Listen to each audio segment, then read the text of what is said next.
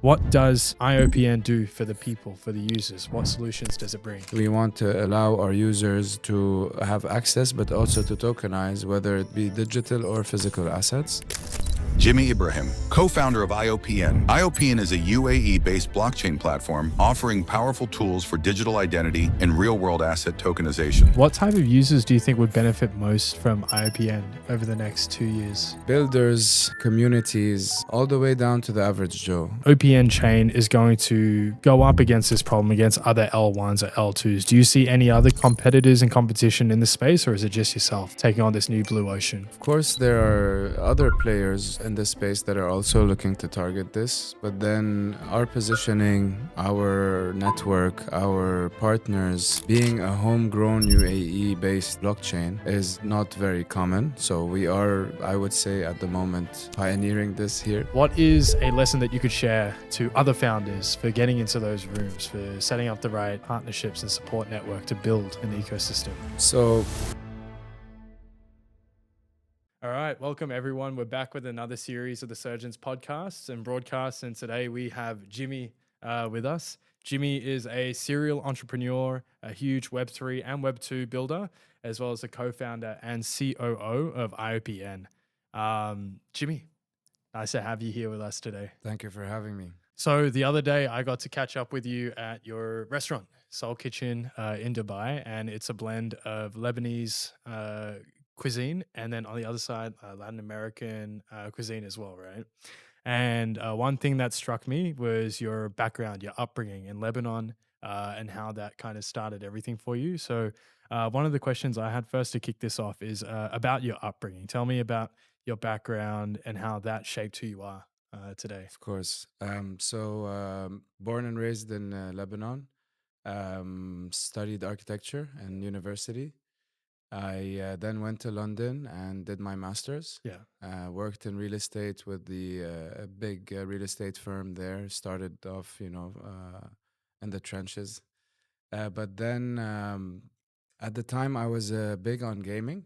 Yeah. I really spent too much time on gaming. I was actually top 100 in a very well-known game, PUBG.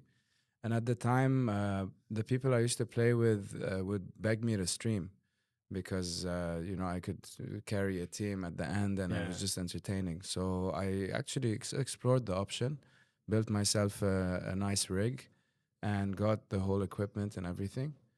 Then at the same time, I came across the Bitcoin white paper, went down that rabbit hole, Yep. and decided to overclock my PC and started mining. Okay. So I was mining at the time Ethereum, Monero, and Zcash. Went back home to Lebanon that summer. Built a 16 graphic card mine under my parents' house in the basement. Okay. Whole HVAC system, everything, UPS, because we have power cuts. So I had to figure out how to relaunch everything without me being there physically, or else it wouldn't be sufficient. So that went well until I learned that trading makes more money. So I taught myself how to trade, started following prominent traders, learning their strategies, and started building my portfolio slowly. 2017 happened. Everything was going green. It was great times. And that's what really started my journey. Yeah. And been in crypto ever since.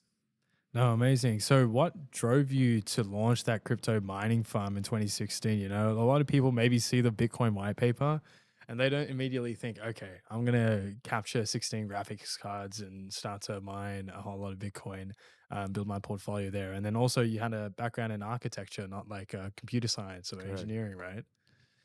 I think it was the gaming. I think it was the kind of pursuit of something that digital, and I had the hardware, the right hardware. I had built at the time a 1080 Ti rig, and it was a very prominent graphic card for a couple of years. Yeah. So and I had built it from scratch, right? So I was kind of into the overclocking, how I can get the most out of it and stuff. Yeah. So it just happened that mining was one of the things I could, give a task to that graphic card and just push that that direction. Yeah.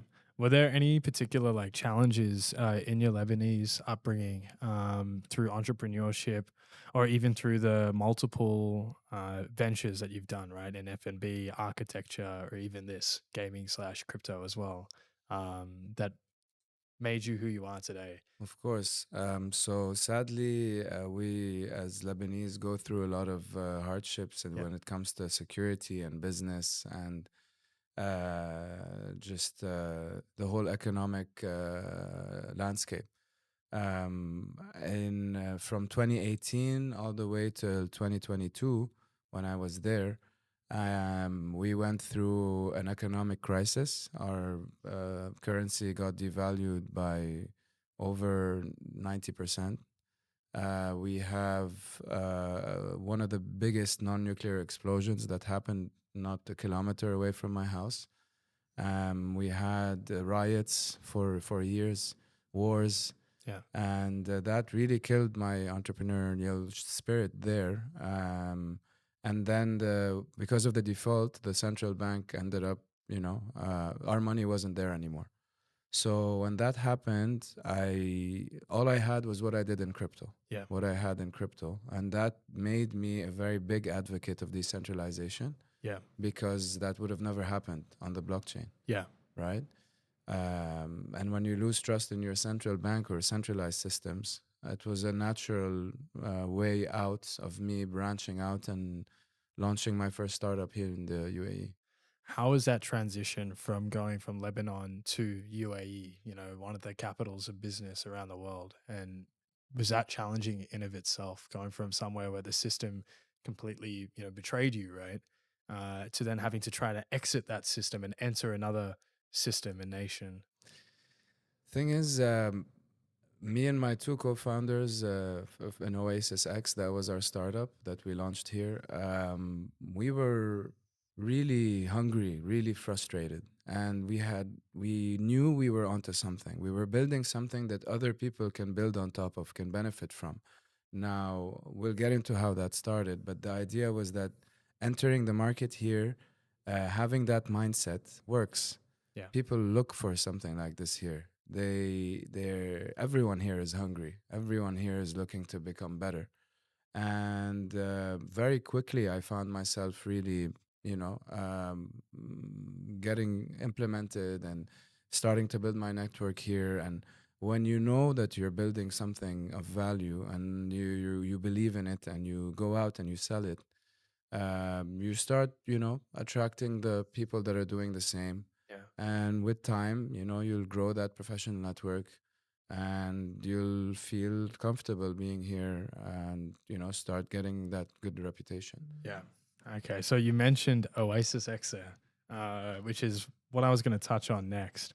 When you ventured into Web3, one of your first ventures was Oasis X. Correct. I remember from my experience when I was entering the NFT huge run that it had, Oasis X actually crossed my timeline a few times. And by coincidence, we're now here together today, talking and working together, and also talking about Oasis X. I think it was Venom Network that I was looking into, and then somehow I found Oasis X2. So you co-founded Oasis X during the peak of the NFT craze. What was the original idea, reasoning, and concept behind it? So I'll give you a bit of context of how me and my partners came together. Firstly, we know each other for over 25 years, ever since we were very young. Even one of them, I know him for over 30 years even. So we were part of the same social network. But the idea is that we never spoke about business. And at the time, we were in peak economic crisis. So I, as an investor in crypto, because I had been an investor in some family offices that were diversifying into crypto, and they had asked some of us if we were interested, and I was definitely in because I had already been an investor in that. So we were invited by the Swiss Business Council in Lebanon to a seminar where we had different Lebanese entrepreneurs that were into the blockchain space, one of them being one of the co-founders of CryptoKitties, which has OG. Lebanese roots, 100%. So he was on screen, a couple of crypto lawyers from Switzerland, you know, like they were pioneering this whole regulation around blockchain and crypto. And the room was filled with investors, and the room was maybe worth $2 billion combined. I was a small fish, you know, was sitting in the front, just like interested to meet other people that are interested in the space, but Yeah. also listening in.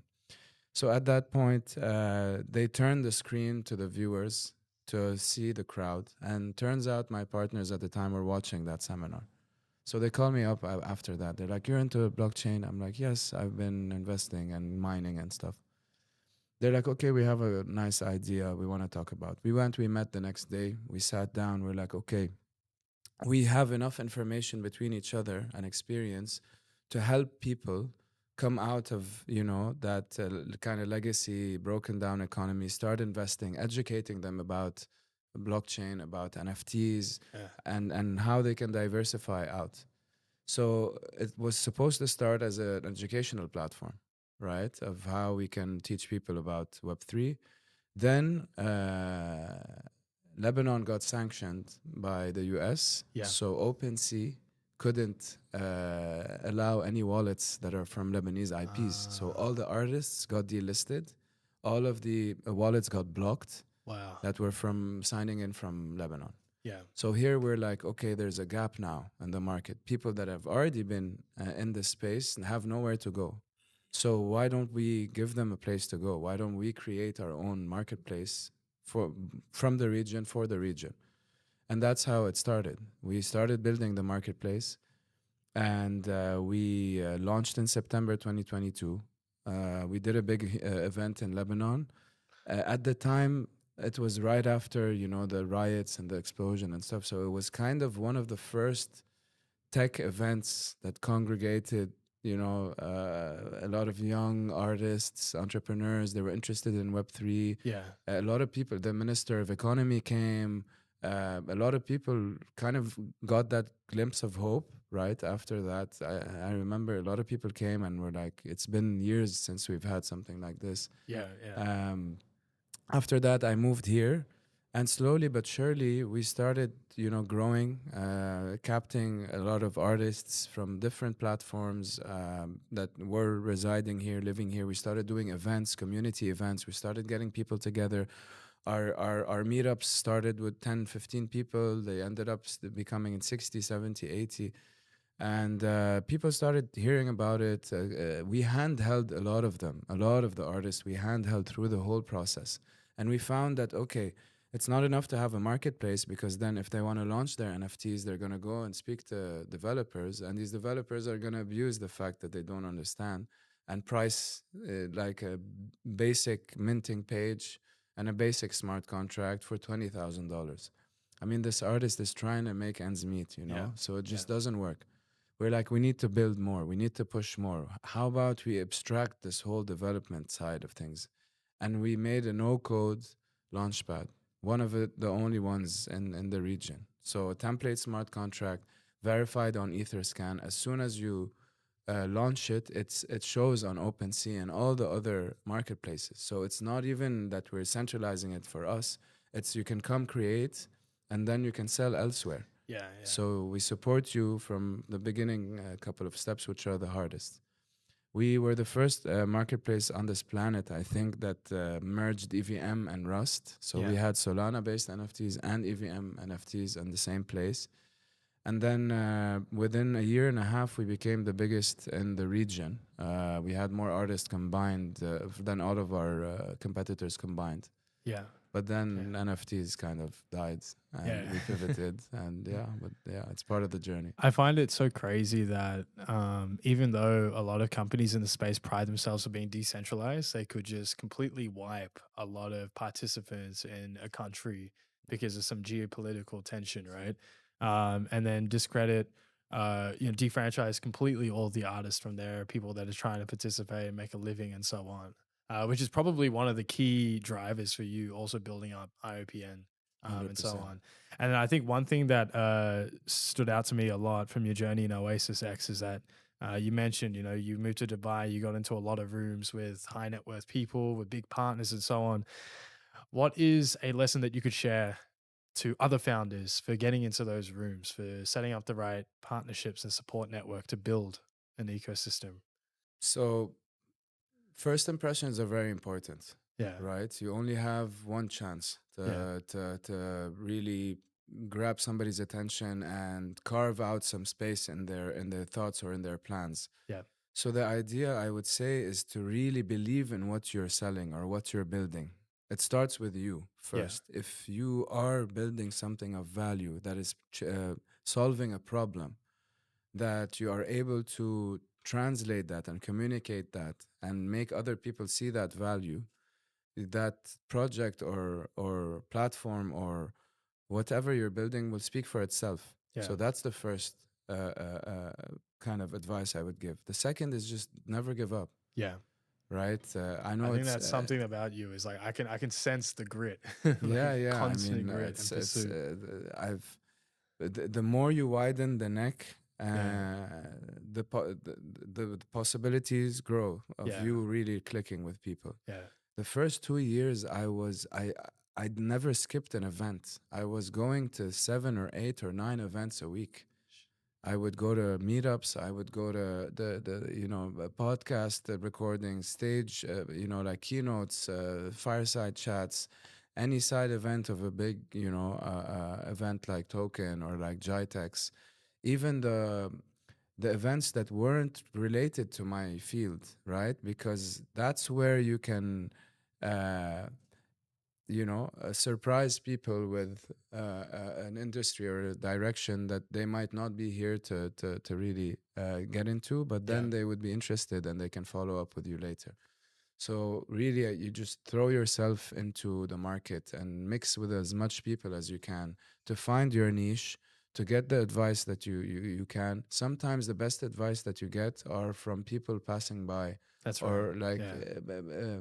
a huge VC decision maker in a VC that's passing by you, and you just have that elevator pitch, and they give you that small piece of advice that can go a long way. Yeah. So just get as much experience as you can and Yeah. mix with as much people as you can. So let's go into IOPn, what you're building, one of the top upcoming L1s in the space. What does IOPn do for the people, for the users? What solutions does it bring? So IOPN has 4 main pillars, I Yeah. would say. The first one is our OPN chain, open chain. So the OPN token, we're in our testnet upgrade now. So we're launching our testnet v2 very soon. The layer 1 blockchain is the fluid between the different moving parts in our ecosystem. It's a Cosmos SDK based chain, EVM compatible,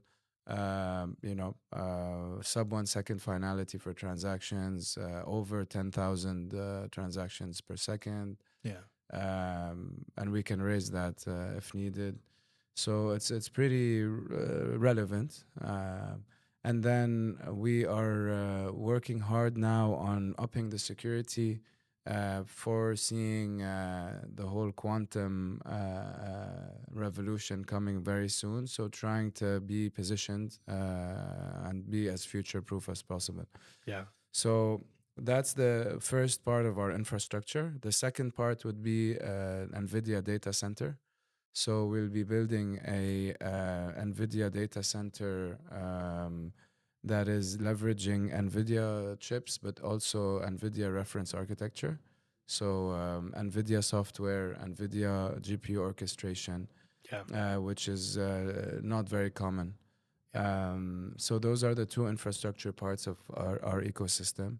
On top of them are different applications. So we're doing real-world asset tokenization. We're building a tokenization platform, actually. So the idea here is that we want to allow our users to have access, but also to tokenize, whether it be digital or physical assets. And that is also, of course, in accordance with the regulation. We're exploring all of the different regulatory frameworks that are coming out and picking the best one for us that makes us the most compliant. The idea is that we are leveraging our technology to create zero knowledge KYC. so that whoever is going into the tokenization platform and wants to opt for something that's physical, real world, would have to go through those steps. Yeah. Or the rest would be open because it's digital and we can do it. So RWA tokenization. Then we have our AI research and development arm as well. Yeah. So we build AI solutions for third parties. Yeah. And one really cool project we're working on now, without disclosing too much, is a predictive AI engine that can predict the sweet spot of buying certain commodities, Yeah. taking in data points from across the supply chain, and like drought or epidemics or any disruption in the supply chain, to give our client the best window of how much to buy and Yeah. when to buy. And it's really interesting. I believe a lot of big conglomerates will be or already are building such tools for themselves that Yeah. are specific to their businesses. That's amazing. I think you're solving quite a few problems that other layer ones or other applications aren't. So you've got the infrastructure layer between your network chain, then the NVIDIA GPU sensors, and then these applications where you're solving RWA tokenization, which also I feel that a lot of incumbents in the space have not been able to solve properly, probably because they weren't able to develop the right frameworks, get access to pipeline as well, and so on. So it'll be exciting to see how IOPn puts that competition to shame with what you guys have coming up and cooking. And then as well as, I think one of the key things that stand out to me is that, a lot of places, third world countries and first world countries, people are facing challenges with banking systems. People are facing challenges with identity and the ability to move across borders, right? So I'm very excited to learn more about how IOPN will solve these challenges for people, especially because everyone in the world should be given a fair chance, wherever you are in the world, but our systems don't allow for that, right? Crypto has been one of the big first steps, I think we can agree, to allow people to get on the same financial playing level, Yes, we have depreciating currencies everywhere, but everyone can now participate in BTC and USDC and so on. And it's really, for me, it's really exciting to see IOPN fighting on this frontier. I'll call it the identity frontier. What do you think the term sovereign stack and like the identity solutions that you have actually mean for the audience? Of course. Yeah. Now, it comes in two folds in our ecosystem. Yeah. Firstly, it's how we identify our users. Firstly, and even before our testnet v2 came out, we have started people's journey within the IOPN ecosystem. We've given them access to an early badge, which helps us identify them as early adopters. Yeah. And we've launched a campaign. In 10 days, we've racked up over 132,000 users that have engaged. It goes to show you how much there is appetite for such a sense of belonging. Yeah. Right? And then the idea is that throughout your journey in the IOPN ecosystem, you will be getting these badges and getting these accolades that will be linked to your identity And building an on-chain. on-chain history as well. 100%. You have an on-chain history. We will know every event that you've been to, every event that you've engaged in, all of the different programs and events also that we do online or offline would be part of it, but also engagement on chain later. Your social activity even will be put in. And we're coming up with this rep point system, whereas you'll have your reputation within the IOPN ecosystem, and that will follow you throughout your journey. And every time you engage later on with our staking mechanisms that are coming, I don't want to disclose too much, but then, the idea is that we want to democratize access to goods and services from our network. So IOPN actually means Internet of People powered by networks.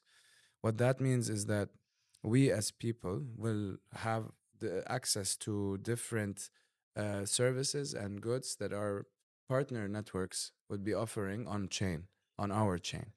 So the idea is that we're coming up with this kind of staking mechanism where you could stake OPN, and then from that you'll have access to points that you can spend Mm. within our partner networks, goods or services that are offered on the platform.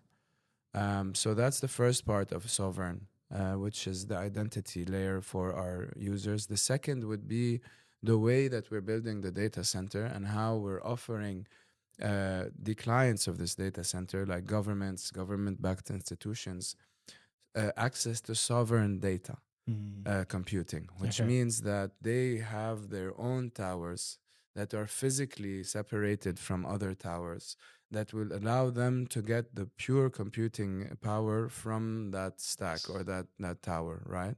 Let's say you rent out 100 GPUs.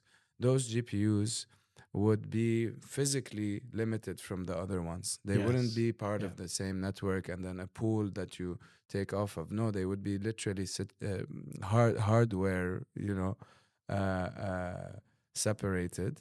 And that gives them access to sovereign data computing, which is a big issue now, that a lot of data computing is the data is shared. The data is not in the control of the user And there's themselves, huge or risks a with that. Yeah. 100%. The risks are huge, especially as we're saying with geopolitical issues happening And even nowadays, there's more demand for data than ever. Correct, And people correct. are accelerating data center development because there's such big demand for it. Correct. I mean, look at blockchain gaming, for example. The only reason why it's not a household thing yet is compute. Yeah. Is that there's not enough computing power to get everything on chain. Yeah. Same with identity, same with medical, education, Yeah. everything. All of that, we see a future where all of that is on chain. It only makes sense. Yeah.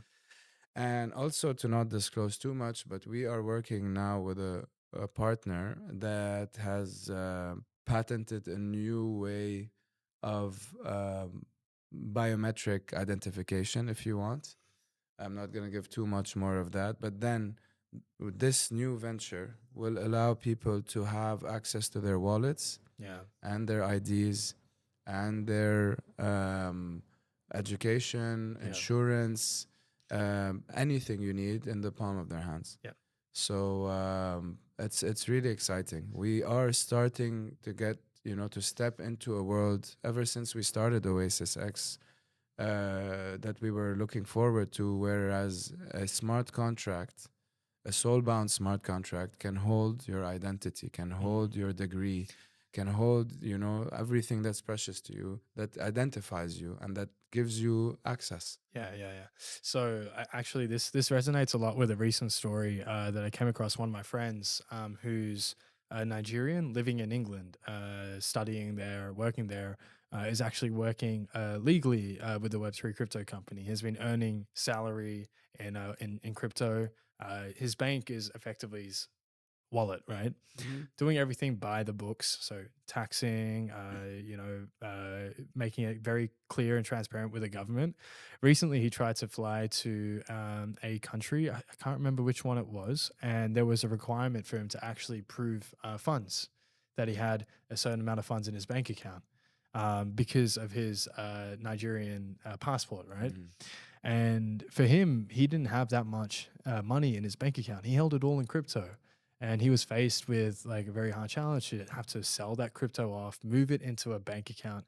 The bank account froze his account because of this random money coming in, and then him not able to make the commitment that he had in Singapore. All because they don't recognize the wallet. Yeah. They have these flags that get triggered when crypto enters an account. I guess high risk, because these governments like to place risk profiles on people from certain areas of background, and it just all fell apart from him, right? And I hope that in the future, I know IOPn is going to play a big role here. There's a huge problem with people having sovereign rights in the world, and everything from, like you said, identity to being able to own what you actually own, and prove who you are on chain, make things verifiable, and hopefully fit into the framework of the world. This is like the huge problem that you're solving, and millions, if not billions, of people in the future are going to face that problem, right? Man, what do you think about how OPN chain is going to go up against this problem against other L1s or L2s? Do you see any other competitors in competition in this space, or is it just yourself taking on this new blue ocean? No, of course, there are other players in this space that are also looking to target this. Yeah. But then our positioning, our network, our partners, being a homegrown UAE based blockchain is not very common. So Yeah. we are, I would say, at the moment, pioneering this here. Yeah. But then competition is good, right? Because then it puts less pressure on performance if you know that you have something of value that is hopefully bound to make it. Secondly, we can only tackle enough people, right? We're 8 billion people. Yeah. Mass adoption, takes an army. It won't just be us. And we are here to maybe pave the way, show the use cases that they work, that it's needed, especially working closely with the government and making sure that it's safe, compliant, and scalable. Yeah. 100%. What type of users do you think would benefit most from IOPN over the next 2 years? I mean, builders, DAOs, Yeah. communities, all the way down to the average Joe. I Yeah. think our chain really offers a lot and to a lot of people. Given that we have a multitude of different avenues of monetization, of investment, of even plain identity and rewards for activity, Yeah. and then opening up the door of real world assets like tokenized real estate, tokenized high end collectibles like boats, cars, Yes. watches. We're really offering a plethora of democratized access to goods, services, real estate, and even identity, which I think really will give anyone something to look for. Yeah. Have you been to China before? Just a random I question. really want to. Okay, because when you go to China, there's these concept of super apps, everything all in one app from funds Yeah, to like identity WeChat. to service goods. Yeah, exactly. I'm getting a theme of that with IOPN. Everything that you've mentioned, you guys Well, are building like a on-chain real world super app for everything identity, ownership, goods, services. yeah, there's a lot more in the pipeline as well. Yeah, Thing is, me and my team have had a lot of experience in this space. A lot of us have worked on projects and have kind of shelved them because it wasn't maybe the right time. yeah, But now, having this ecosystem and infrastructure in place, we're dusting these off and seeing how we can re-implement them and use them. Anything from like metaverses to wallets, decentralized exchanges. We've worked on a lot of different projects, and now we feel that it all fits. So there is a lot more coming. beautiful. So my question for now, as we look to wrap up the podcast, is how can builders, developers, and institutions get involved with IOPN? Because for context, you guys have been approaching testnet. You've loaded up this early badge registration that, as you said, got 130,000 plus users, peak demand. And the testnet's going to come around, and I think there's going to be so many more users joining. It'll be a hot place for a lot of builders to capitalize, right? So if builders and developers wanted to come, how can they get involved, and what Of do you want to do course. with them? So testnet V2 is bound to be live, I would say, by end of month. Yeah, We're finalizing the upgrades on the testnet and we'll be going through an audit. yeah, Once that is done and we've tested it enough and make sure that it's all working, it'll be live. So builders are invited to come and start playing around with the chain, start building different use cases. We're agnostic. We're looking for all of it. It's all very, very relevant.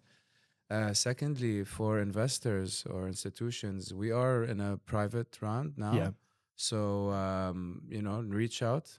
Feel free to reach out, and we'll definitely have different avenues where they can invest in the chain early, as well as potentially partner up in one of the different directions that we go to, whether it be real estate or others.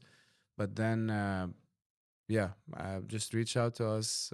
We'll definitely have something for each, target user or Yeah. investor. And it's really just the beginning. Yeah. We have very, very big plans ahead. I think there's one really key detail here as well, is that within the testnet, you guys are going to have a lot of users engaged within your identity rep system, where people are exploring on-chain, off-chain tasks, collectibles, and experiences, and being encouraged to return on a daily, weekly basis. So for a lot of the builders out there, there's going to be an incentive to come around, be integrated, and capture some of the users as well, and drive a more holistic experience for IOPn. So anyone coming around or considering launching on an L1, go where the users are going, which is IOPn, in my opinion. And then I guess a last question for you: what does success look like for IOPn in 5 years' time? Wow.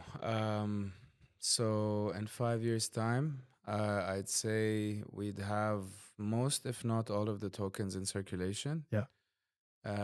We would have a great FDV, great chain activity. Hopefully, our chain would be in the top 10. Yeah.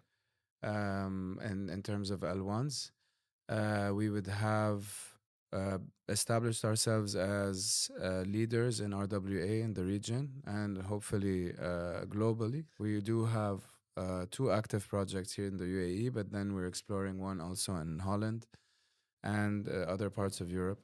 Yeah. And the data center play is huge. So Yes. hopefully by then we would have scaled and replicated the data center that we're building now, having it be a branded kind of ecosystem, or a branded, AI data center and Yeah. factory that can be, placed all around the world, especially that we're really focusing also on education and creating an academy to train people to use those data centers to build AI and to Yeah. learn AI. So